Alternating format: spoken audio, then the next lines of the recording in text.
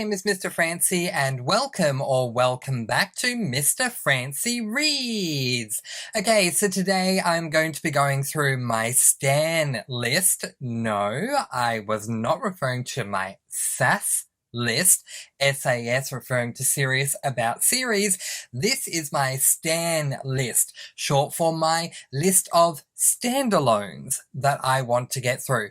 Now, I have way too many standalones, you guys. Like, seriously, I have 47 standalones that I want to read in 2023. Will it happen? Probably not, because I already have way too many books on my SAS lists, multiple SAS lists that I have, let alone the 47 Stan books that I have on my Stan list.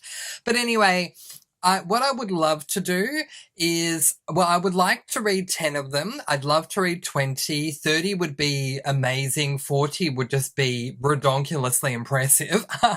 So I'm just going to share these books that are on my Stan list with you. If there are any that you think I should prioritize with, let me know.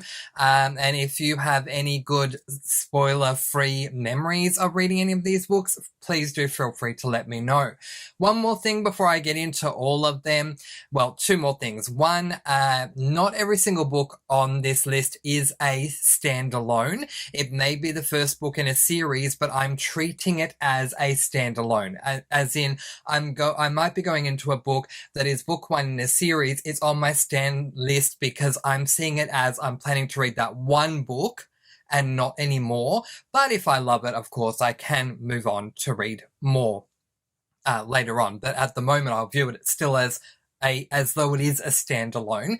And the other thing is, I'm not going to have a lot of time to talk about them really, because I want to get through every single one. So majority of what you're going to see from here on out for the remainder of this video is just me telling you the title, the author, the age rating, and the genre, if I can do that with all of them, which I think I can. Okay, so let's begin, because it's a long list. So here we go.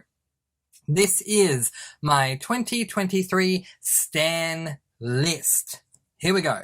Book number 1, Your Welcome Universe by Whitney Gardner. This is a YA contemporary. Book number 2, Tell Me Three Things by Julie Bobaum. This is a YA romance. Book number 3, Eliza and Her Monsters by Francesca Zappia. This is a YA contemporary. Book number 4, What to Say Next by Julie Bobaum. This is a YA contemporary. Book number 5, Nate Plus One by Kevin Van Wy. This is a YA LGBTIQ+.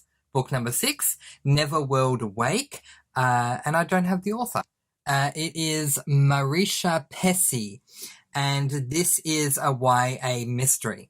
Book number 7, My Only Sunshine by M.J. Fleming. This is an adult thriller. Book number 8, Never Been Kissed by Timothy Janowski. This is a YA LGBTIQ+.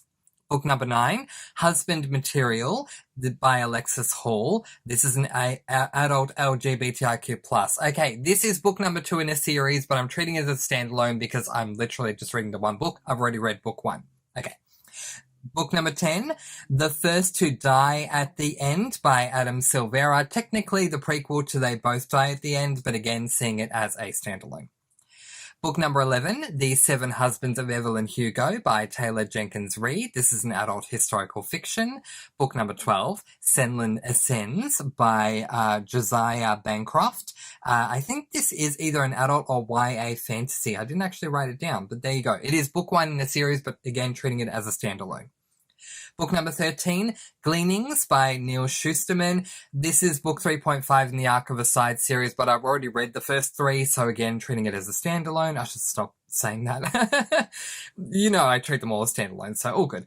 Book number 14, The House on the Cerulean Sea by T.J. Klune. Book number 15, Escape by Ian Rob Wright. Book number 16, A Monster Calls by Patrick Ness. Oh, I didn't tell you what the genres were. Oh, goodness. Seven Husbands of Evelyn Hugo is an adult historical fiction. Senlin Ascends is I think it's an adult or YA fantasy. Gleanings is a YA dystopian. House in the Cerulean Sea is a YA fantasy. Escape is an adult horror. A Monster Calls by Patrick Ness is a YA fantasy.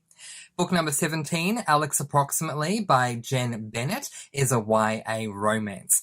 Book number 18, Everybody Sees the Ants by A.S. King, is a YA contemporary. Book number 19, Symptoms of Being Human by Jeff Garvin, is a YA LGBTIQ+. Book number 20, Love and Gelato by Jenna Evan Welch, is YA romance.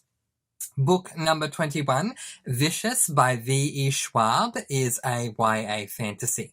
Book number 22 is A New Adult by Timothy Janowski, which is an adult LGBTIQ+.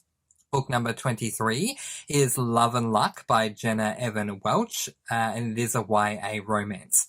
Book number 24 is The Order of Nature by Josh Scheinert, and this is an adult I knew my timer would cut in there, and I do apologize, so I'll repeat that. Book number 24 is The Order of Nature by Josh Scheinert. This is an adult LGBTIQ+. Book number 25 is On Lunar Time by Amber Crawley. This is a YA romance. Book number 26 is Finding Audrey by Sophie Kinsella. This is a YA contemporary. Book number 27, What They Always Tell Us by Martin Wilson. This is a YA LGBTIQ+. Book number 28 is Goodbye Perfect, a YA contemporary by Sarah Barnard. Book number 29 is also by Sarah Barnard, A Quiet Kind of Thunder. It is also a YA contemporary. Books number 30 through to 34 are all by Casey West. They're all YA romances, so here they are. Number 30 is Love, Life and the List. 31 is The Fill-In Boyfriend. 32 is By Your Side. 33 is On the Fence. And 34 is The Distance Between Us. Book number 35 is Close Enough to Touch by Colleen Oakley. This is an adult romance. Book number 36 is Wait for Me by Caroline Leach. This is a YA historical fiction. Book number 37 is Don't Look Back by Jennifer L. Armentrout. This is a YA mystery. Book number 38 is I Love You More by Jennifer Murphy. It is an adult mystery. Book number 39 is Dangerous Girls by Abigail Haas. It is a YA mystery. Book number 40 is The Great Hunt as well as The Great Pursuit. I've placed two books in the same duology series together in the same number on the same list, even though I'm viewing them as standalones, by Wendy Higgins. It is part of the Arona duology, and it is a YA. They are YA fantasies. Book number 41 is Cruel Beauty by Rosamund Hodge. It is a YA fantasy. Book number 42 is Hunted by Megan Spooner, which is a YA fantasy. Book number 43 is Rebel of the Sands by Alwyn Hamilton. It is a YA fantasy. Book number 44 is The Saviour's Champion by Jenna Moresi. It is an adult fantasy. Book number 45 is The Game of Love and Death by Martha Brockenbrow. I believe is how you say that. It is a YA fantasy. Book number 46 is The Ghost by Danielle Steele. It is an adult romance. And book number 47 is At Least the First Heartstopper by Alice Osman, which is a YA LGBTIQ+. So that is the complete list, and now I just want to give some honourable mentions to some of these books. The first one that strikes me is book number 5, Nate Plus One by Kevin Van Wy. I am so excited to finally read this book. I think somewhere between reading Date Me Bryson Keller, which is Kevin Van Wy's first book that he ever published, his debut novel that I love so much, and the release of Nate Plus One, I had totally forgotten about Kevin Van Wy, which got me really upset. But once I remembered just how much I loved his debut novel, it was so good, I looked up to see if he had released another one. He'd released this one. I am so excited to get to this one. I cannot wait. I've already scheduled it in. Little bit of a spoiler for y'all. It's going to feature in my March TBR, so I'm reading it next month, and I'm very, very excited about that one. My Only Sunshine by MJ Fleming, I've been excited about for a while. It is a thriller that is said to be extremely thrilling. I am a genre purist. In other words, maybe that's just something I made up, a term that I made up. But anyway, what it means to me is when I pick up a book, I want to know the age rating and the genre, and I have expectations based on that age rating and genre. I have picked up a number of thrillers that were duds for me. They did not feel thrilling at all, but I've been told that My Only Sunshine is extremely on the edge of your seat thrilling, and I'm really looking forward to it. Not to mention Neverworld Wake, who I, again, don't have the author because I didn't write it down. But anyway, this is a book about people stranded on an island, and the day continues to repeat until a guy informs this whole group who's going to go through the day over and over and over again that they're stuck in a time loop of the day repeating until they start voting each other off the island. I love Survivor. The TV a reality show so much. I love the day repeating over and over again trope when it's done well. So I'm really, really excited to get to that one. Never Been Kissed by Timothy Janovsky has me incredibly excited. I read You're a Mean One, Matthew Prince in December last year. It was so good. I knew I needed to read me some more Timothy Janovsky, so very, very excited about that. Adam Silvera's The First to Die at the End. I love Adam Silvera. There are many great LGBTIQ plus male, either romance or male contemporary romance, hard-hitting contemporary romances, authors that I could recommend to you, but the king for me is Adam Silvera. He is so fantastic, and I read They Both Die at the End, the sequel to this book that he released after that book, which is a prequel. It's kind of weird. Publication order and yet book world timeline order are switched. But anyway, I loved They Both Die at the End, and I'm really looking forward to seeing what happens with this one. It's a very intriguing world. It's almost like a male contemporary dystopian in a way. And really enjoyed. Senlin Ascends is a book about this guy who goes into a tower. He arrives with his wife. He loses his wife somehow. They lose each other, and he's trying to find her back, and he has to ascend this tower to get to the top. And on every floor, it's like a whole new level that needs to be experienced that you need to get through in order to get to the next one.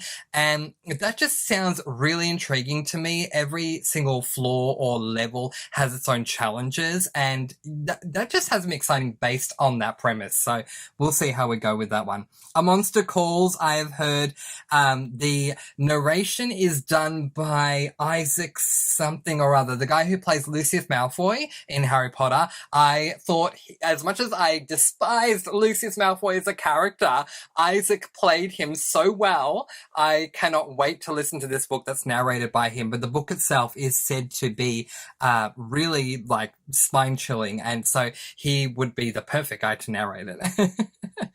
Let's see, Vicious by V.E. Schwab. I am looking forward to reading a V.E. Schwab. I have been wanting to read a V.E. Schwab for a long time and just haven't done it yet, so I've heard Vicious is a great place to start, so looking forward to that one. All of my Casey Wests I'm looking forward to reading. Look, I have to say that based on consistency for me, the queen of YA romance, that is male-female romance in YA form, has to be Casey West. I've read, I think, 3 of her books so far, and I loved all of them. I am not a fan of Christina Lauren's work. I think there's only one book of theirs that I like, which was Roomies, but I always highly recommend Casey West. I wanted to read more of her works for a long time, and so can't wait to start really getting through this list of remaining books that I at least have so far. I'm sure there are many more that she's released, but these 5, is it 5 that I'm planning to read? 2, 3, 4, 5, 5, yeah. I'm really looking forward to getting on to. Something about Hunted by Megan Spooner just has me intrigued. I know nothing about it, but the cover has me really intrigued, and I've seen that a lot of y'all have read this book and you seem to like it, so that's great. If you're a fantasy lover, I've seen it mentioned a lot. And I still don't know what it's about, so I'm excited. The Savior's Champion by Jenna Moreci has been on my bucket list to read ever since it was released, and I've gone back and forth between whether or not I really want to read it. So I've decided to add it to this list so that it's officially on my bucket list. It's something I want to give a go to. I think it's wonderful that someone on, in her case, it'd be AuthorTube, has released a book. And Jenna Moreci is amazing at her advertising. If you've seen any of her videos, she's always advertising her book at the start. That I always know, anytime I get any of her videos, just a brief side note, I always know at some point she's going to say, and by the way, The Savior's Champion is available on this. Oh, by the way, the second book, whatever it's called, is So she's great at advertising, and I just can't get The Savior's Champion title out of my head. So I got to read it. The Ghost by Danielle Steele. I've never read a Danielle Steele, and my dear friend Michelle from over on Discord recommended it to me, so really intrigued about that. Heartstopper, I was really intrigued by, and then I think I found out, and I'm hearing different information, so let me know in the comments below what the case is with this one, but I'm hearing that it is actually a graphic novel, and I don't like graphic novels. Nothing against anyone who does love them. There are so many people, for example, out there who love One Piece, and I think that's wonderful. You'll go ahead and you love your One Piece. I think that's fantastic for you. It's just not a medium that I feel comfortable reading. It's just not for me. But if Heartstopper is available on audiobook, which it does seem to be, then that has me intrigued, because obviously they have to find a way to adapt a graphic novel into a way that it is written in standard novel form to be able to audibly narrate it. So that has me incredibly excited, and I know it's gone through a number of adaptations. What else? The House on the Cerulean Sea by TJ Klune is the book that was heard around the world. I mean, I couldn't go anywhere on BookTube the year this book was released, and even the following year, without hearing this book being mentioned somewhere. And every time someone on BookTube mentioned it, it'd be followed up with how much they loved the book. So if you all love this book, then clearly it's a great book, unless you're lying.